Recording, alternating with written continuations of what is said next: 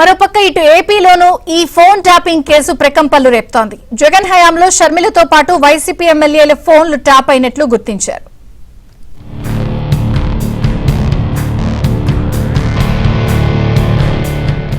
తెలంగాణలో సంచలనం రేకెత్తిస్తున్న phone tapping వ్యవహారం ఏపీలోనూ ప్రకంపనలు రేపుతోంది.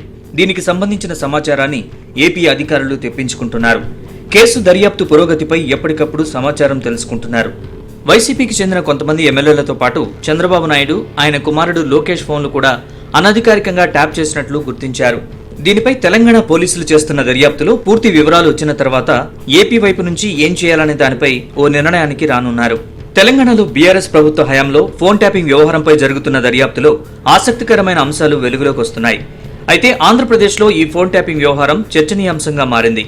అప్పటి సీఎం జగన్, తెలంగాణ సీఎం కేసీఆర్ మధ్య సన్నిహిత సంబంధాలు కొనసాగాయి.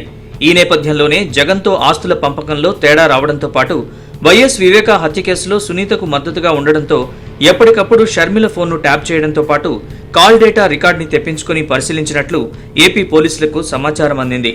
దీంతో పాటు వైసీపీ ప్రభుత్వ హయాంలో టీడీపీతో టచ్లో ఉన్నారని అనుమానం ఉన్న కొంతమంది వైసీపీ ఎమ్మెల్యేల ఫోన్లు కూడా ట్యాప్ చేశారని ఏపీ పోలీసులకు సమాచారం అందింది. ఉమ్మడి గుంటూరు జిల్లాలోని వైసీపీకి చెందిన అప్పటి ఎమ్మెల్యేలు 20తో పాటు మొత్తం 15 మంది ఎమ్మెల్యేల ఫోన్లు ట్యాపింగ్ గురైనట్లు తెలిసింది.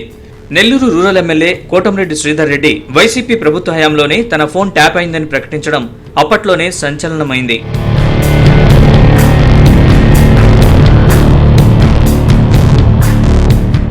మరోవైపు వైసీపీకి చెందిన 3 ఎంపీల ఫోన్ నంబర్లు కూడా ట్యాప్ చేశారని ఏపీ పోలీసులకు సమాచారం అందింది.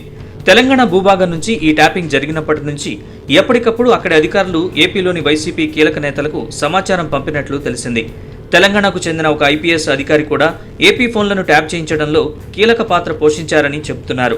ఇదిలా ఉంటే తెలంగాణలో ప్రస్తుతం ఫోన్ ట్యాపింగ్ పై జరుగుతున్న దర్యాప్తు కీలక దశకు చేరుకోవడంతో పలువురి స్టేట్మెంట్లు కూడా రికార్డ్ చేస్తున్నారు.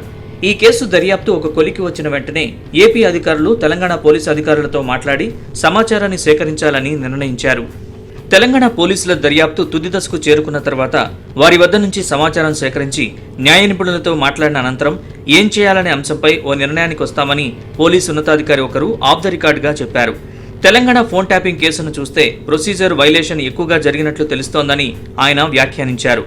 నక్సలైట్లు, టెర్రరిస్టుల ఫోన్లు మాత్రమే ట్యాప్ చేసే అధికారం పోలీసులకు ఉంటుందని, అది కూడా అనుమతులు తీసుకోవాల్సి ఉంటుందని ఆ పోలీసు అధికారి పేర్కొన్నారు. రాజకీయ నేతల ఫోన్లు ట్యాప్ చేయడం సాధ్యం కాదని, ఇది దొంగచాటుగా చేయడమేనని ఆయన తెలిపారు.